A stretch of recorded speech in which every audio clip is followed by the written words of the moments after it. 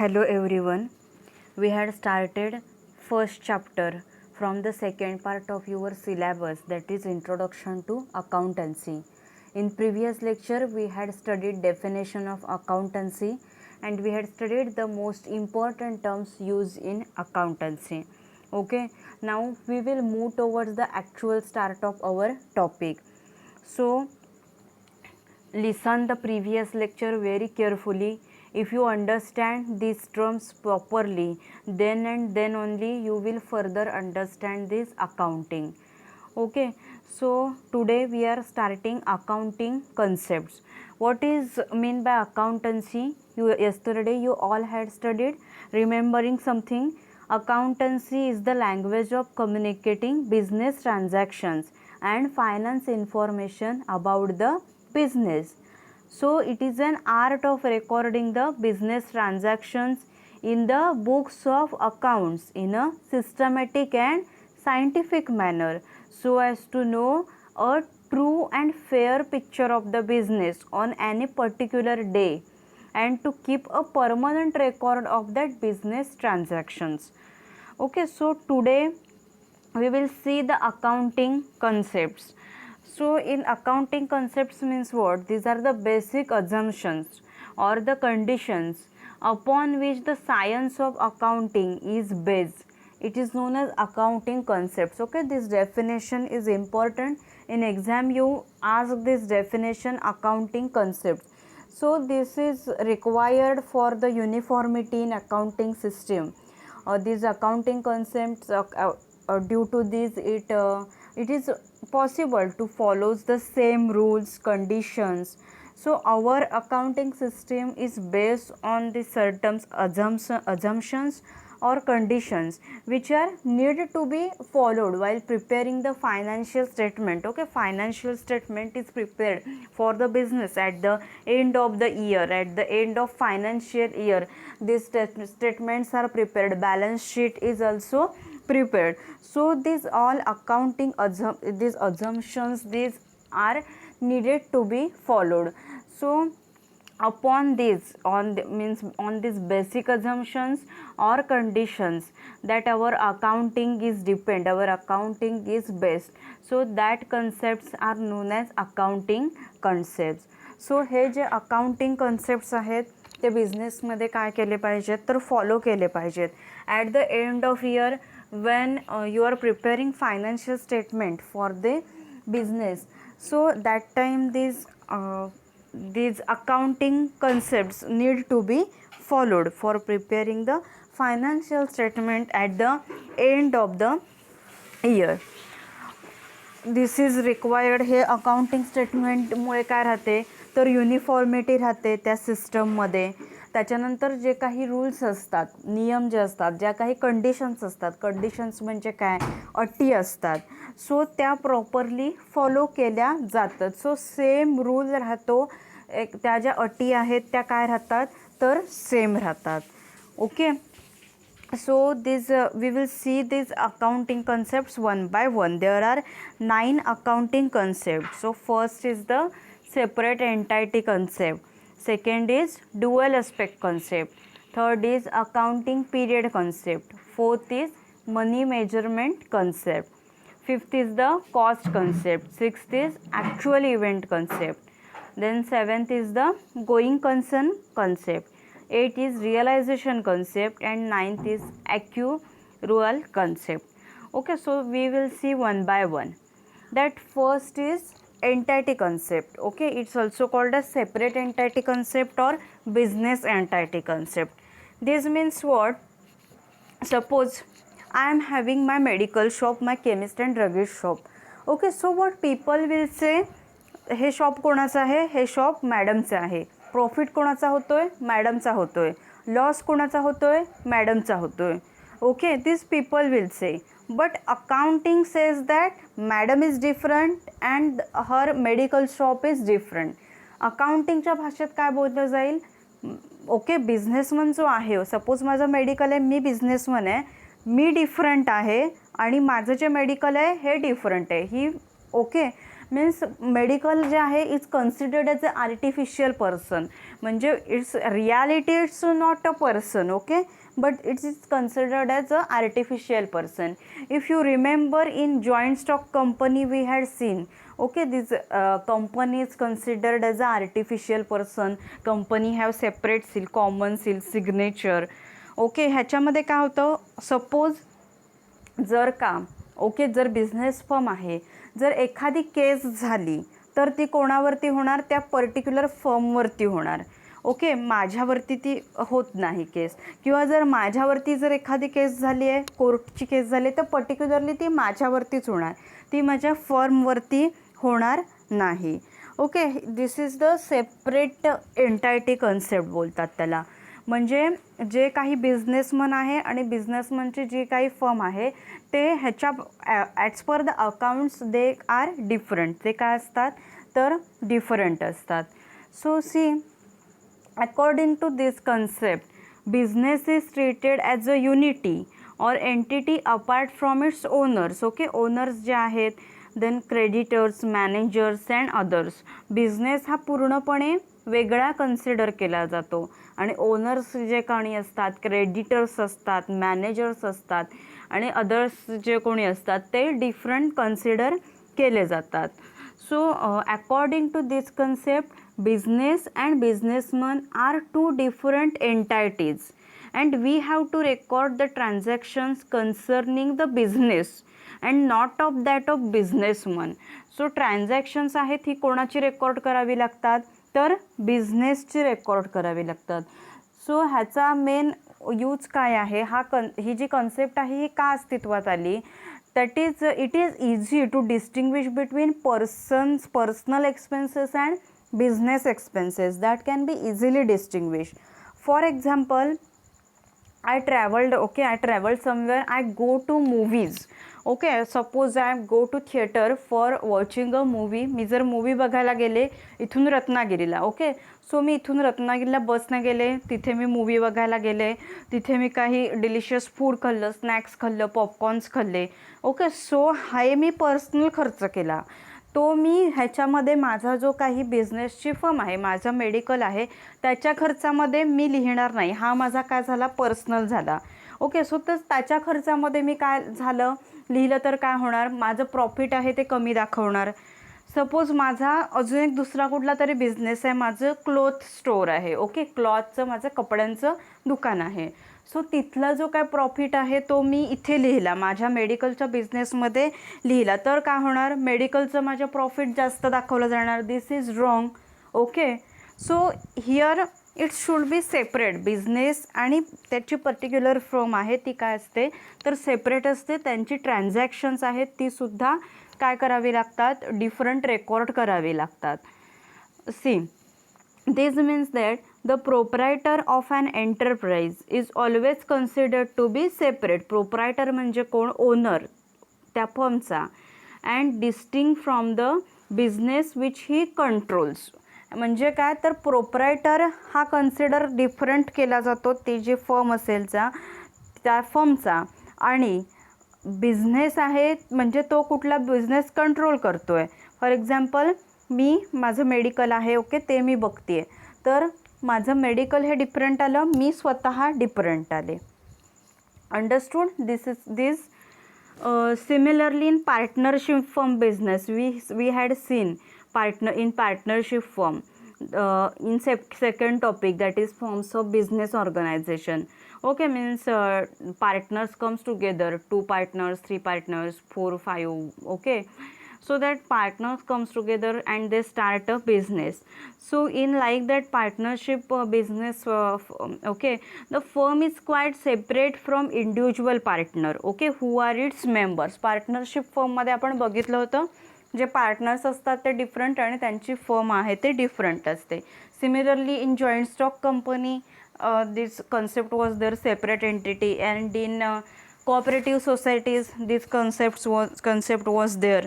So this concept of separate entity is applicable to all forms of business organization. हा जो concept आहे ह्याचा separate एंटायटीचा तो mostly सगळ्या फॉर्म्सना अवेलेबल आहे. प्रोप्रायटरशिप, पार्टनरशिप और अ कंपनी. ओके, जे आपण बघितलं होतं सेकंड चॅप्टरमध्ये. सो हा जो कन्सेप्ट आहे it's very useful to find out the financial position of the business. Financial position काय आहे बिझनेसची, म्हणजे बिझनेस प्रॉफिटमध्ये आहे की नाही, ग्रोथ बिझनेसची होती आहे का नाही. जर असे आपण सेपरेट जर रेकॉर्ड मेंटेन केले तरच हे पॉसिबल होऊ शकतं. माझा मेडिकलचा बिझनेस आहे, त्याच्या मी स्वतः सगळे त्याचे सेपरेट रेकॉर्ड आहेत ते ठेवले पाहिजेत. माझे पर्सनल खर्च मी त्याच्यामध्ये लिहायचे नाहीत, किंवा माझा दुसरा कुठचा तरी बिझनेस आहे, कपड्यांचा बिझनेस आहे, त्याच्यातून प्रॉफिट मला काय होतो हे मी माझ्या मेडिकलच्या बिझनेसमध्ये लिहायचं नाही.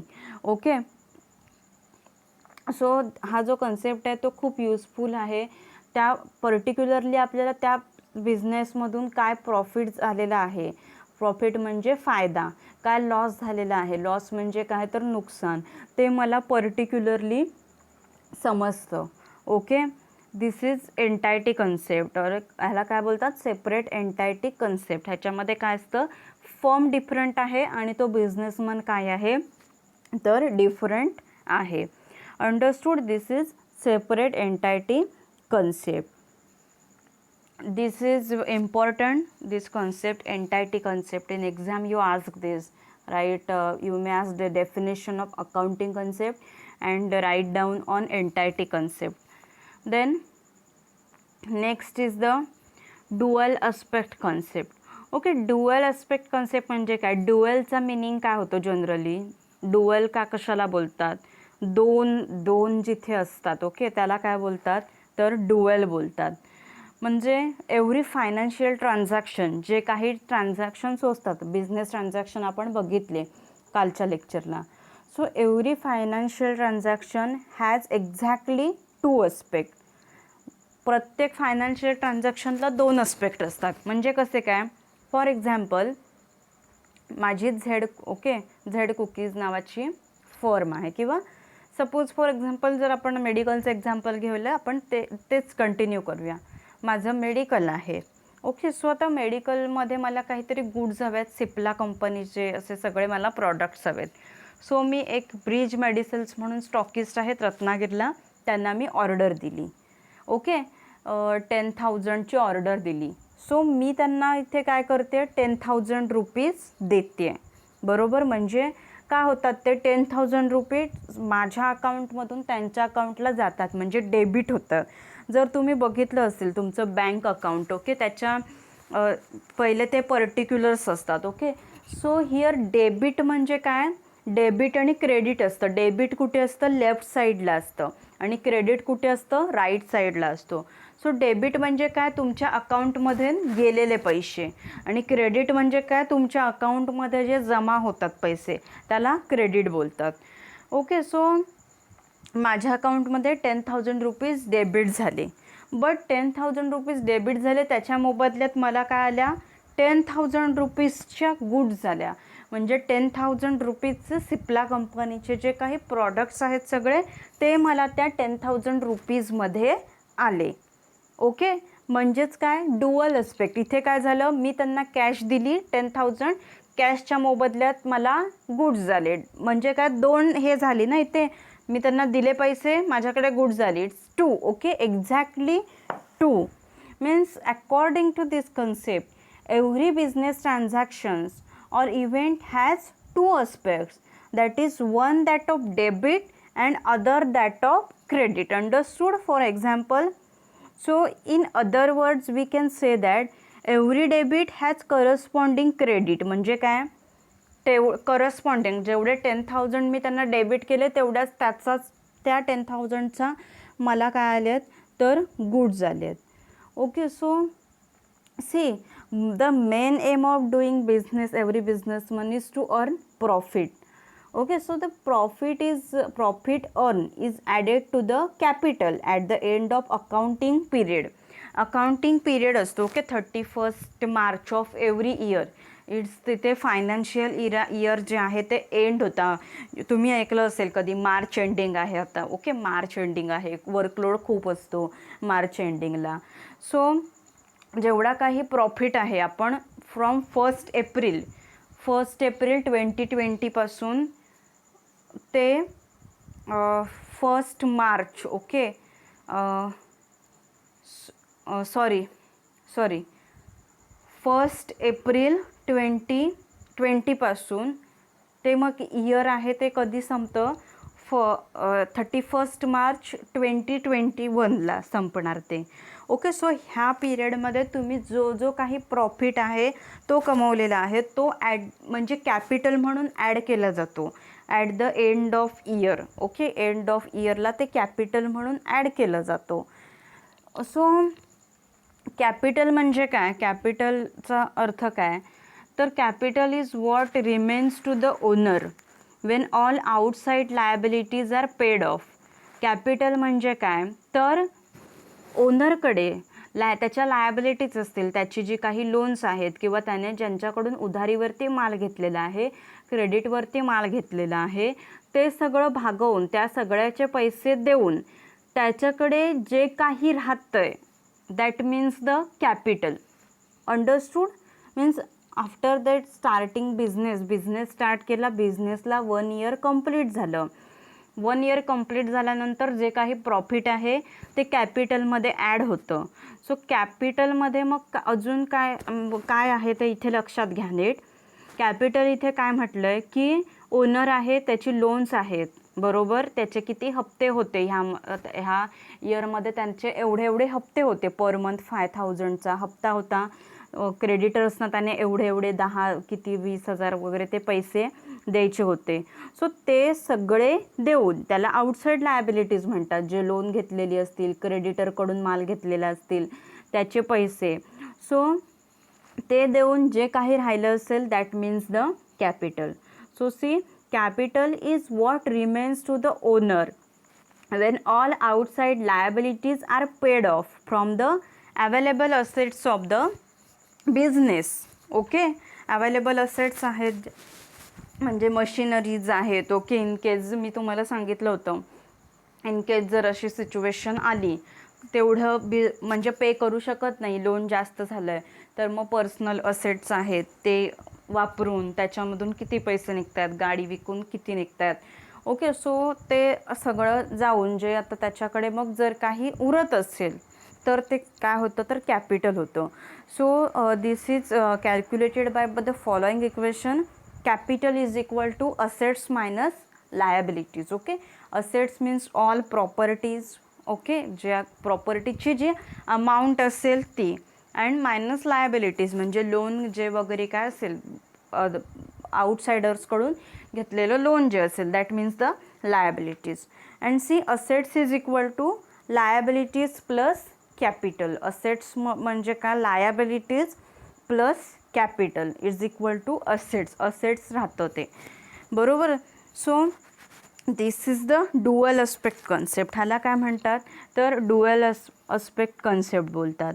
C, the properties own like land, building, machinery, furniture, raw materials, finished goods, bank cash and bills to be received by the business organizations. They are known as the assets.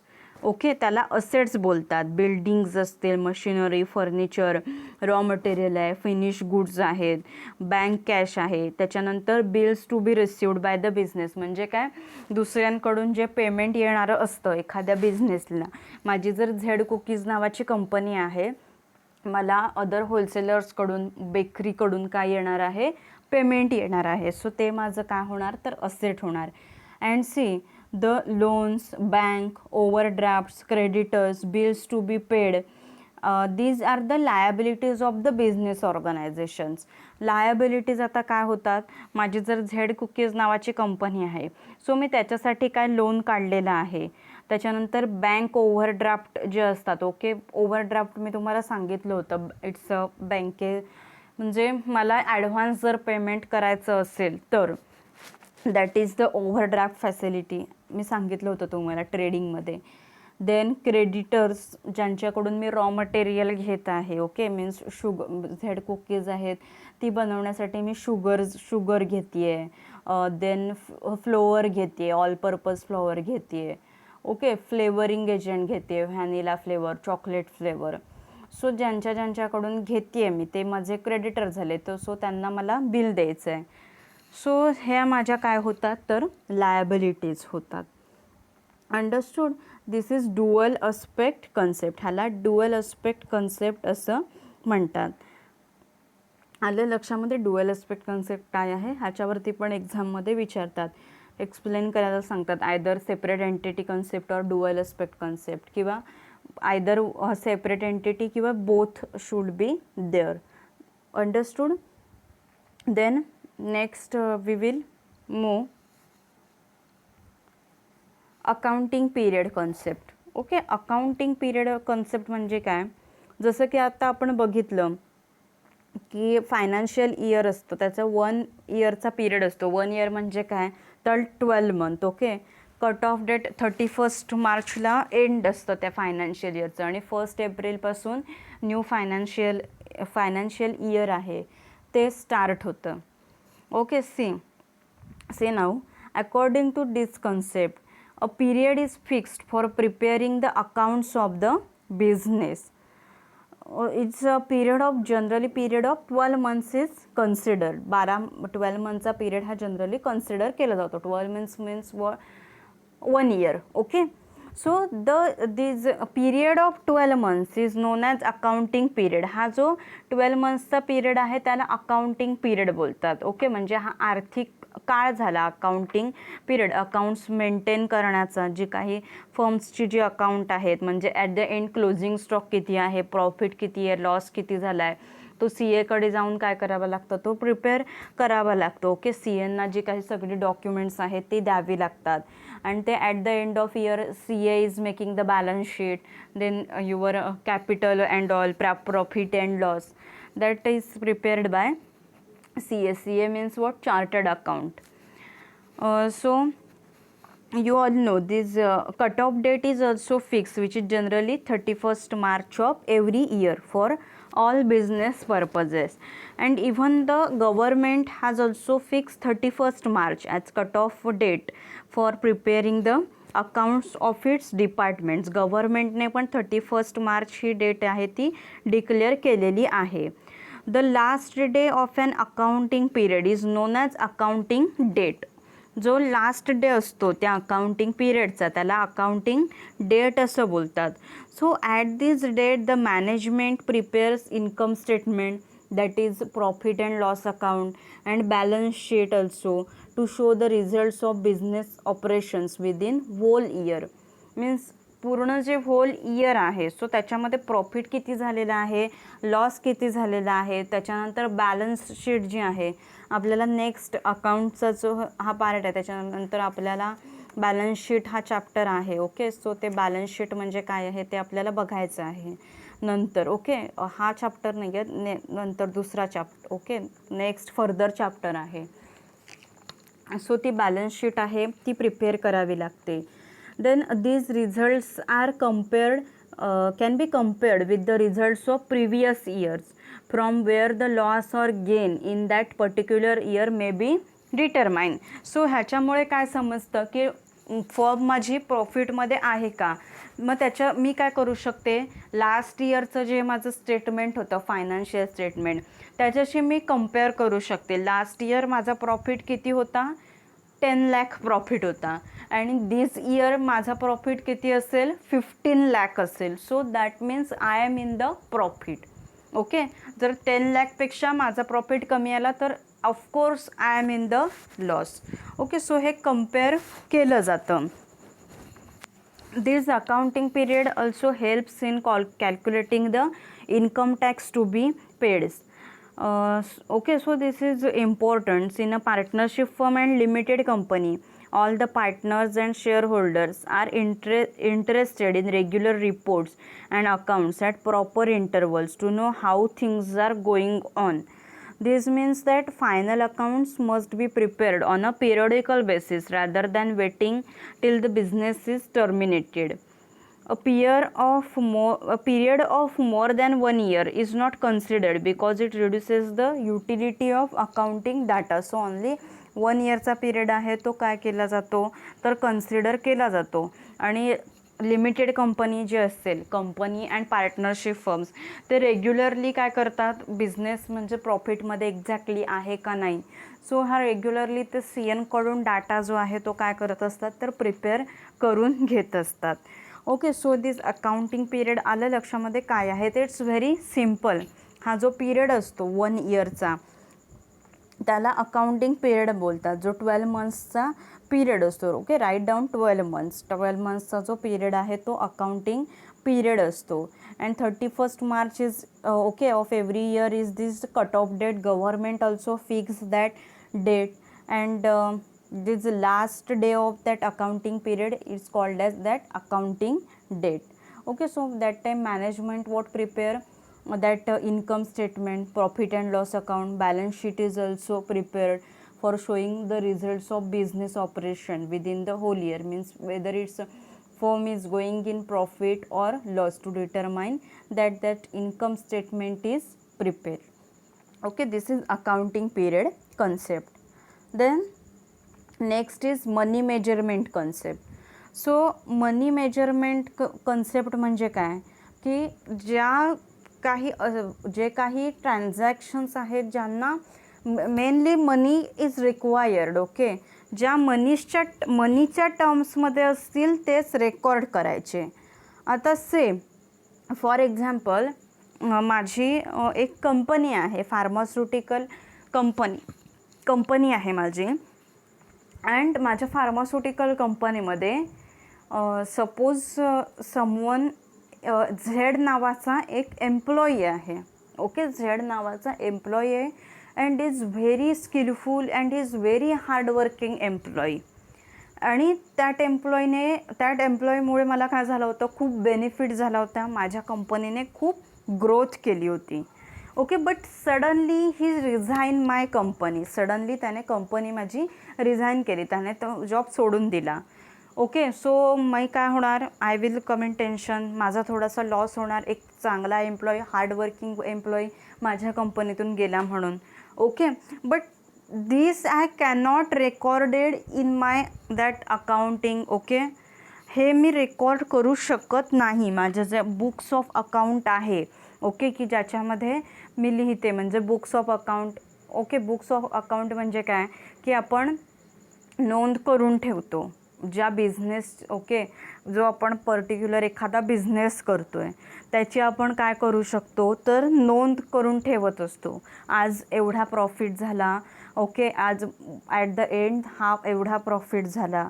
Okay, so ती जी books of account आहे की त्याच्यामध्ये मी हे काय करू शकत नाही तर लिहून ठेवू शकत नाही.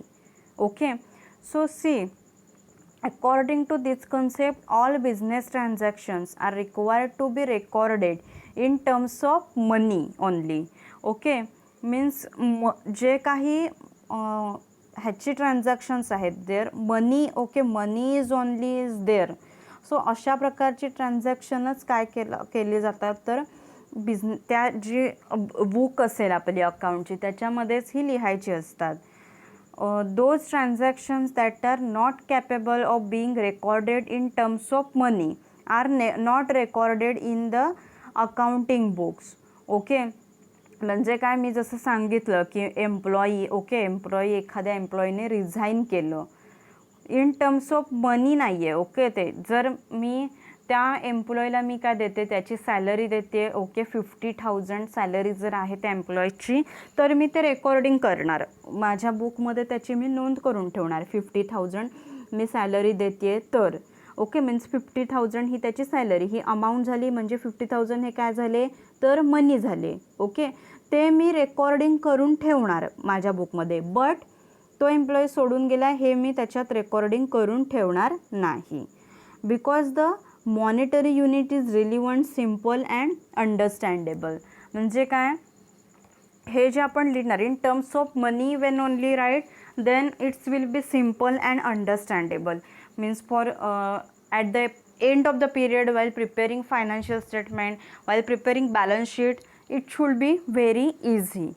Okay, so by expressing all assets and liabilities in terms of money, it is possible to include them during the preparation of financial statement.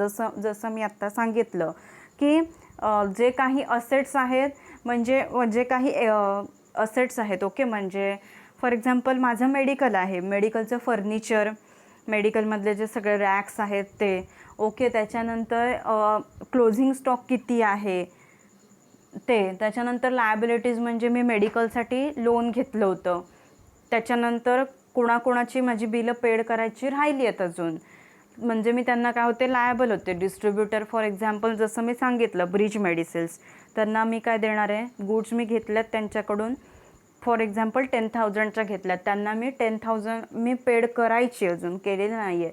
So मी काय झाले, लायबल झाले त्यांना. मग हे लायबिलिटीज आहेत त्या काय करायच्या इन द टर्म्स ऑफ मनी. म्हणजे कसं तुम्हाला सांगते, फॉर एक्झाम्पल आता असेट्समध्ये आता काय लिहिलं जातं, आता एवढंच फक्त लिहायचं नाही. लँड आहे किती, 2 एकर्सची लँड आहे. त्याच्यानंतर मशीन्स, एखादी फर्म असेल, बरोबर, फॉर एक्झाम्पल कन्सिडर करा माझी झेड कुकीज नावाची कंपनी आहे ती, तो सो त्याची लँड म्हणजे जमीन किती आहे, 2 एकरची जमीन आहे. त्याच्यानंतर मशीन आहेत ती 15 आहेत. ओव्हन जे आहेत बिस्किट्ससाठी ते किती आहेत, 10 आहेत. देन ट्रक्स 3 आहेत. Furniture 20 numbers. Okay, raw material 500 kg आहे. ओके, सो हे मी रेकॉर्ड करायचं नाही, तर मी कशा प्रकारे रेकॉर्ड केलं पाहिजे, 2 एकरची लँड आहे, इन टर्म्स ऑफ मनी त्याची व्हॅल्यू 5 lakhs. त्याच्यानंतर अदर मशीन्स असतील त्याची व्हॅल्यू 80,000. 3 ट्रक्स आहेत त्याची व्हॅल्यू 5 lakhs. फर्निचर आहे ते 10,000. रॉ मटेरियल जे आहे 500 kgचं त्याची value in terms of money 15,000. Okay, so अशा प्रकारे हे मी काय करणार, जेव्हा रेकॉर्ड केलं पाहिजे. आणि अशाच प्रकारे मी जेव्हा रेकॉर्ड करते तेव्हा फायनान्शियल स्टेटमेंट जेव्हा बनवलं जातं at the end of the year, then it is very easy पडतं. ओके, मग हे जे सगळं मी रेकॉर्ड केलेलं असतं ते फायनान्शियल स्टेटमेंट बनवताना it's becomes a very easy. Okay, आलं लक्षामध्ये. मनी मेजरमेंट म्हणजे काय ते, की ज्या असेट्स आहेत, लायबिलिटीज ज्या काही आहेत त्या इन टर्म्स ऑफ मनीज काय करायच्या, रेकॉर्ड करायच्या in the books of account. Okay, म्हणजे फक्त असंच लिहून नाही ठेवायचं, फर्निचर आहे एवढं, फर्निचरचे 15 रॅक आहेत, ओके, गुड्स ह्या कंपनीचे सिप्लाचे गुड्स आहेत ते लिहून नाही ठेवायचं. तर त्याची व्हॅल्यू किती असते, म्हणजे त्यांची किंमत किती होते एक्झॅक्टली ते लिहून ठेवायचं असतं बुक्स ऑफ अकाउंट्समध्ये. हेच आहे मनी मेजरमेंट कन्सेप्टमध्ये. ओके, आलं लक्षामध्ये money measurement concept. This money measurement concept is also important. Okay, money measurement कन्सेप्टवरती क्वेश्चन विचारला जातो तुम्हाला. डिफाईन अकाउंटिंग कन्सेप्ट, ती डेफिनेशन स्टार्टिंगची आपण बघितली होती ती. आणि this explain separate entity concept or money measurement concept, किंवा आयदर सेपरेट एंटायटी सिंगल पण विचारलं जातं, किंवा separate entity concept, dual aspect concept आणि किंवा सेपरेट एंटायटी किंवा मनी मेजरमेंट कन्सेप्ट असा तुम्हाला एक्झामला क्वेश्चन विचारला जातो. ओके, आलं लक्षामध्ये. मनी मेजरमेंट कन्सेप्ट म्हणजे काय आहे ते, ह्याच्यामध्ये काय असतं की ह्या कन्सेप्टनुसार की बिझनेस ट्रान्झॅक्शन्स आहेत ती इन टर्म्स ऑफ मनीच फक्त काय करायची असतात, तर रेकॉर्ड करायची असतात. ओके, जे इट्स मीन्स ही अशी जी ट्रान्झॅक्शन्स आहेत की जी मनीच्या टर्म्समध्येच रेकॉर्ड करायची असतात. ओके, तीच फक्त काय करायची, रेकॉर्ड करायची. अदरवाईज दुसरी जी कसली असतील की जी कॅपेबल नाही आहेत रेकॉर्ड करण्यासाठी इन द टर्म्स ऑफ मनी, जसं मी सांगितलं एम्प्लॉई आहे त्याने रिझाईन दिलं तर ते रेकॉर्ड करायचं नाही. आणि ह्याचा उपयोग काय होतो, जर आपण सगळं व्यवस्थित, म्हणजे जसं मी सांगितलं की 2 एकर्सची लँड त्याची कॉस्ट 5 lakhs. देन मशीन्स आहेत त्याची व्हॅल्यू 80,000. ट्रक्स आहेत त्याची व्हॅल्यू 5 lakh. फर्निचरची व्हॅल्यू 10 lakh. असं जर मी व्यवस्थित रेकॉर्ड केलेलं असेल तर जेव्हा at the end of year जेव्हा फायनान्शियल स्टेटमेंट बनवलं जातं तेव्हा it becomes very easy. Okay, understood this money measurement concept. Then next is cost concept. Okay, cost concept is also called as historical cost concept असं सुद्धा बोलतात त्याला. Means what here according to this concept all transactions are recorded at the cost price or market price whichever is less. म्हणजे काय की cost price जी असते तीच cost price आहे ती काय करायची तर रेकॉर्ड करायची असते. For example today, okay, right now if I purchase a laptop of ₹50,000, जर मी 50,000चा लॅपटॉप खरेदी केला, तो लॅपटॉप आहे, तर आफ्टर 5 इयर्स त्याची व्हॅल्यू काय होणार आहे, कमी होणार आहे. आज मी 50,000ला घेतला आहे, बट समजा आफ्टर 5 इयर्स मला तो विकायचा झाला लॅपटॉप, तर मी 50,000ला तो विकू शकत नाही, त्याची व्हॅल्यू कमी होणार. तो मी 30,000 असेल और 25,000 असेल, त्याला मी फर्दर लॅपटॉप काय करते तर विकते. तो जो लॅपटॉप आहे तो मला आता जर सपोज 1 एप्रिल 2070ला तो लॅपटॉप आहे, ओके, त्याची 50,000 काय झाली आहे किंमत आहे, ती रेकॉर्ड केली. ओके, तीच काय करायची तर रेकॉर्ड करायची. Then next year, okay, next इयरमध्ये काय होणार तर समवन आस्क मी क्वेश्चन की हा लॅपटॉप तुला किती बेनिफिट मिळवून देईल. ओके, बट काय होणार आफ्टर 1 इयर त्याची व्हॅल्यू 10,000ने कमी होणार और 5,000ने कमी होईल. ओके, समजा 2 इयर्स नंतर त्याची व्हॅल्यू जी आहे ती 10,000ने कमी झाली, तर काय होणार 40,000 होणार. ओके, देन अजून 4 इयर्स नंतर त्याची व्हॅल्यू अजून, ओके, 2 इयर्स, आता अजून 4 इयर्स नंतर, ओके, म्हणजे 2017पासून 4 इयर्स नंतर त्याची व्हॅल्यू आहे ती अजून कमी होणार. ओके, ती मे बी 30,000 होऊ शकते, 25,000 होऊ शकते. ओके, म्हणजे ह्याच्यामध्ये काय होतं व्हॅल्यूमध्ये डेप्रिसिएशन होतं.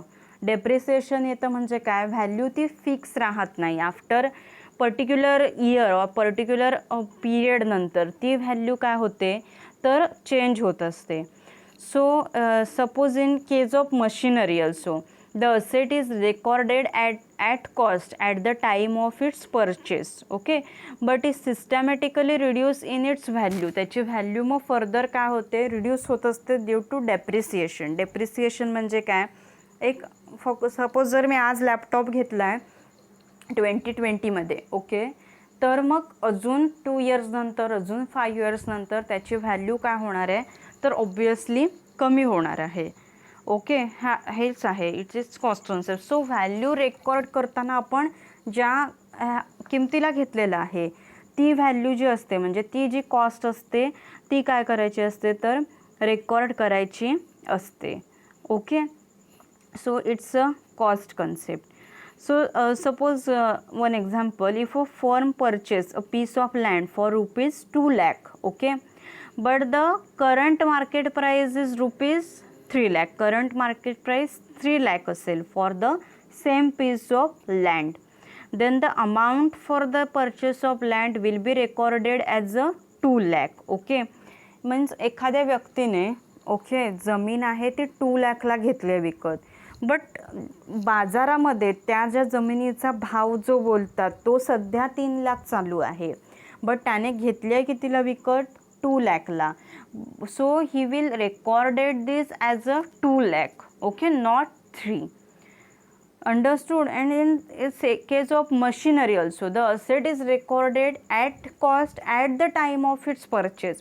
एखादी असेट आहे म्हणजे जसं मी सांगितलं लॅपटॉप आहे, आज मी तो 50,000ला विकत घेतला आहे, सो मी 50,000च त्याची व्हॅल्यू काय करायची रेकॉर्ड करायची. Understood?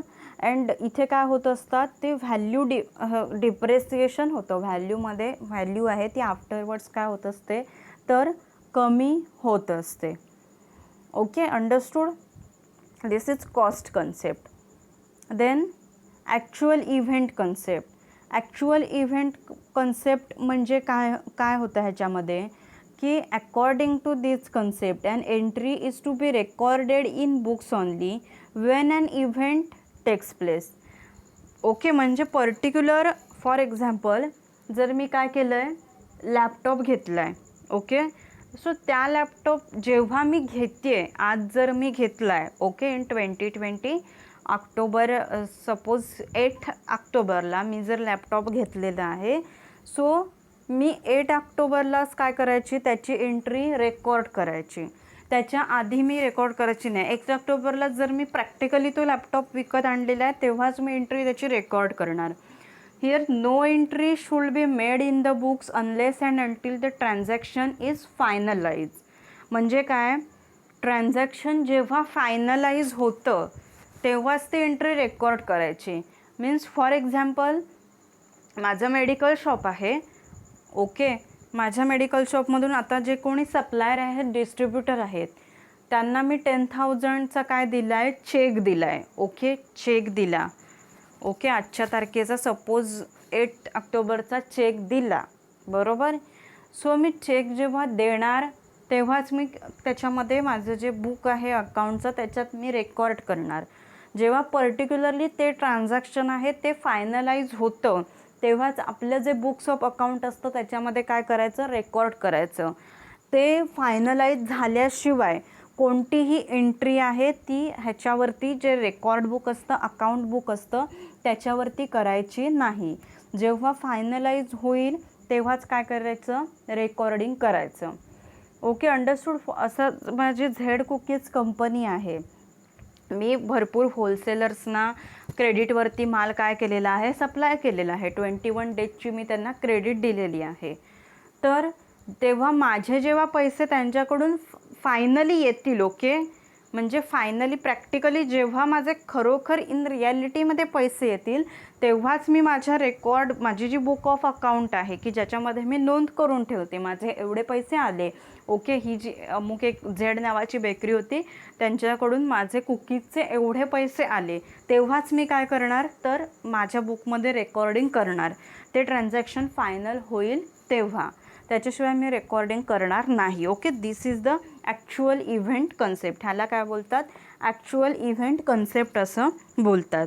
Okay, so what we had seen first is separate entity concept. Separate entity concept म्हणजे काय बघितलं आपण, the business and businessman, these are totally different. Here that business means business firm is considered as a artificial person. Okay, then we had seen dual aspect concept. Both aspects are there, and here we see this profit which is earned is at the end is added to the capital. Then capital is equal to assets minus liabilities, and assets is equal to liabilities plus capitals. Here I told you assets means what, that land, building, machinery, furniture, raw material, finished goods, these are the assets. And liabilities are loans, bank overdrafts, creditors, bills to be paid to that creditors. These are the liabilities. Then we had seen accounting period concept, okay, which is means 1 year is given, particularly 31st day is the end date, okay, last date of that financial year. Then at this end of the year that income statement is prepared, profit and loss account, balance sheet is prepared at this end of the year. Within all year what happened, what profit is gained, then what loss is happened to that firm, that is determined at the end of financial year, and that businessman can compare it with the previous year. Then next we had seen money measurement concept, means that in terms of money what is there, that is only recorded. Okay, like 2 acres land having the cost of 5 lakhs, then machines having the cost 80,000, trucks, these are 5 lakhs. Okay, means in terms of money it is recorded. So this, according to this concept, all the events and transactions are recorded in the books of accounts in terms of money. only in whatever currency it may be and not according to items. Okay, not according to items but in terms of money only. Then we had seen cost concept. Okay, it's also called as historical cost concept. Whatever the cost is there, okay, at cost price is there is only recorded. Then we had seen actual event concept, means actually that transactions is happened when the transaction is finalized, that time only it should be recorded in the books of accounts. Okay, so among these from today's lecture, the definition of accounting concepts, then separate entity concept. First, that is entity concept, it's also called as business entity concept. Then dual aspect concept, then money measurement concept are very important from exam point of view. ह्याच्यावरती एक्झामला questions विचारलेले आहेत. Okay, so हे व्यवस्थित करून ठेवा. Then he G definition आहे तीसुद्धा व्यवस्थित करून ठेवा अकाउंटिंग कन्सेप्टची. दॅट बेसिक अझम्पशन्स और कंडिशन्स की ज्याच्यावरती हे जे अकाउंटिंग जे आहे ते डिपेंड आहे, त्याला अकाउंटिंग कन्सेप्ट्स असं बोलतात. Okay, so today we will stop over here.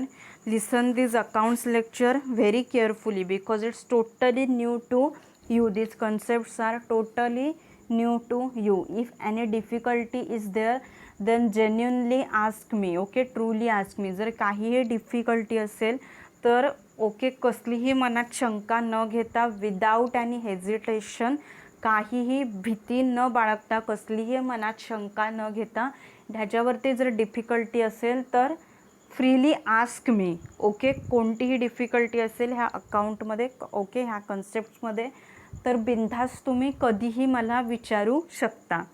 Okay, now we will stop over here. Thank you. Happy learning. Stay safe.